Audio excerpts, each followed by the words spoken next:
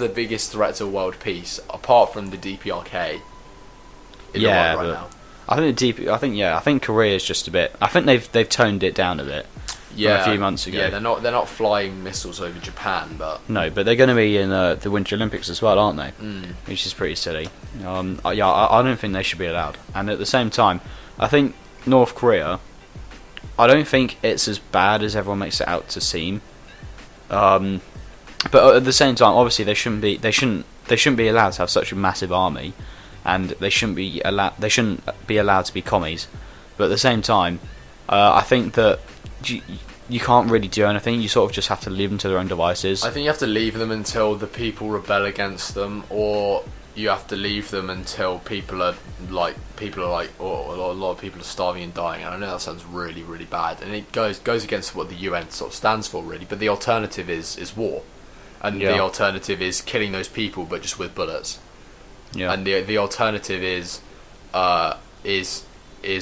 imperialism, really, and I don't think that's a sort of place where we want to go again after the Cold War. Yeah, that's true. And also yesterday, one of the things we were talking about at the Model UN was like transgender rights to do with North Korea and Russia and China and stuff. Yeah, well, I think one of the Russian or Ukrainian ministers said, we have no gay people in our country, when asked about gay rights. And it's like, well, you do, and I get that you don't want to admit it because you don't agree with it, but I mean, for God's sake, at least recognise that they fucking exist. Yeah, it's true, but also you got to realise that like Russia and those sort of countries are quite orthodox religious countries, so, and that's like, it's more ingrained into their society than in the UK and the US. Religion is, I think. Yeah, don't you think that's the same argument though that religious fundamentalists of Islam would say? Though, that it's just sort of ingrained in our society, and then I would say, well, your society clearly isn't good enough then. Yeah, but the difference is, in Russia they don't ride around, raping and killing people all day long, and they do in conservative Islamic countries. No, they don't. Well, they do. And go around raping people. They do. In Afghanistan, they have the rape game with like the little boys and stuff. Oh right, yeah. And fair enough. Beheading women because they got raped. Yeah, because they got raped and their headdresses like slips or something.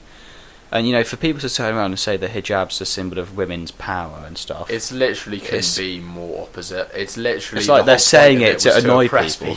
Yeah. Exactly. So yeah, if the hijab's so great, then why did all the Syrian migrants who left Syria when they got to Europe, why did they throw their hijabs on the ground and burn them?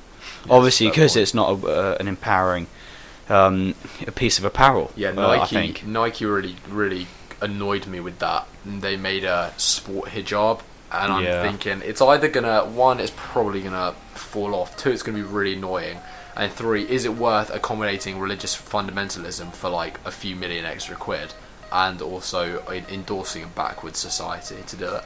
That's true. And also, do you not think that? What do you think about France? Because they banned the was it the burqa in particular? Yeah, I think they banned that a few years ago. I think it's fine because it's to do with national security, and France is very much pro.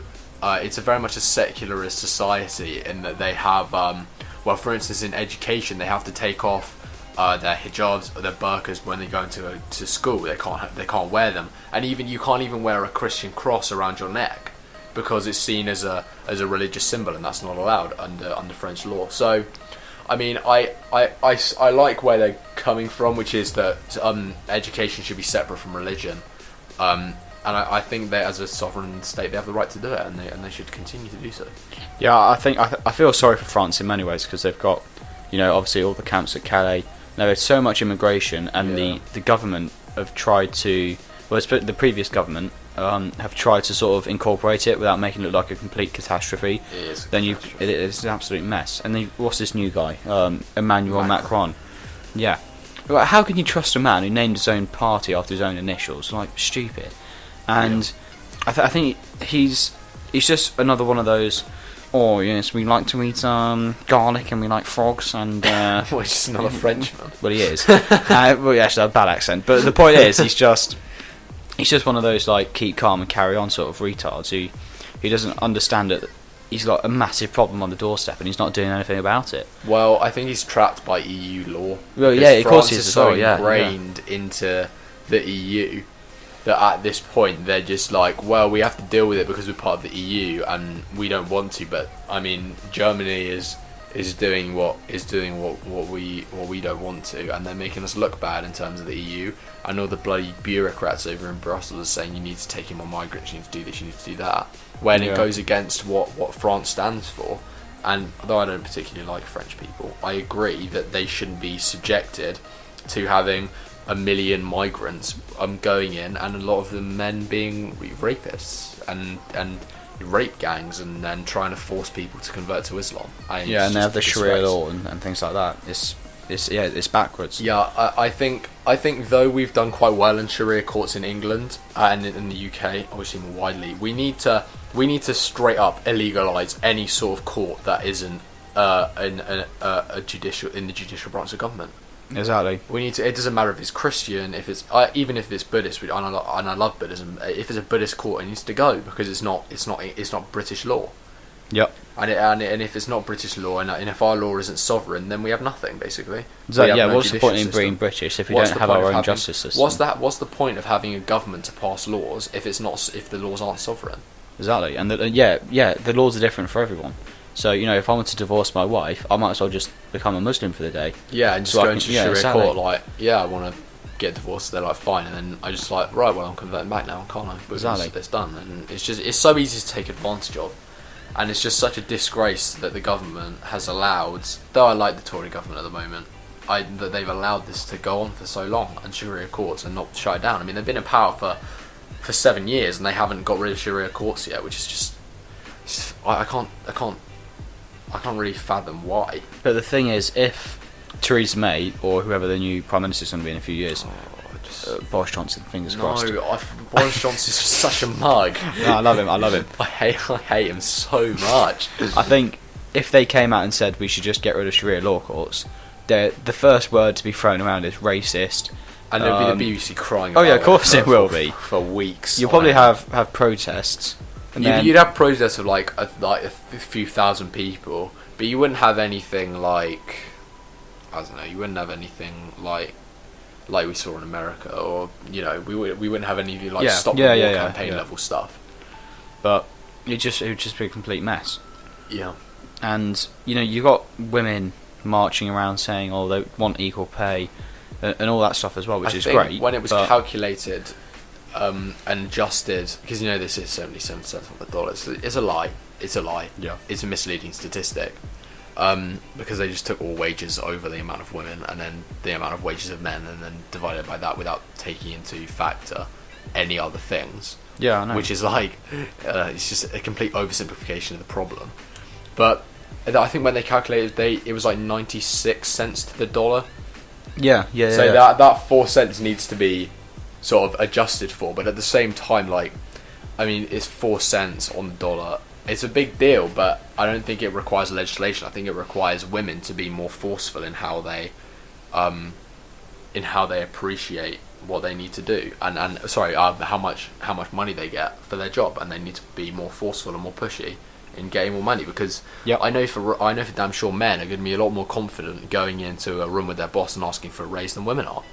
And I think that's not anything to do with sexism. I think that's just to do with the biological differences between men and women. Men being more aggressive, having more testosterone, and women being a bit more gentle about it. And then the men who are more sort of upfront and saying, I deserve this, are getting the raises when women aren't. Yeah, I think, if something's worked for 2,000 years and it's suddenly not okay, if it ain't broke, don't fix it. I don't see the problem.